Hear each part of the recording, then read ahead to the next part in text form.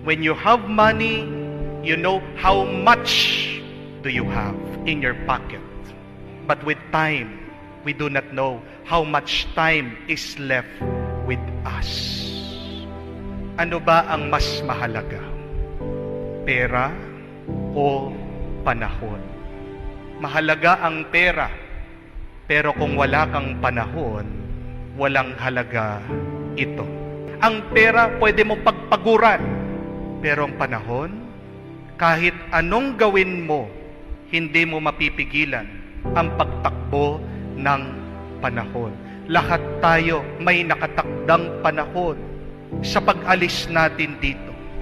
Kaya nga yung mga iba may takot sa kamatayan. Yung mga iba nanginginig. Yung mga iba nag-aalala.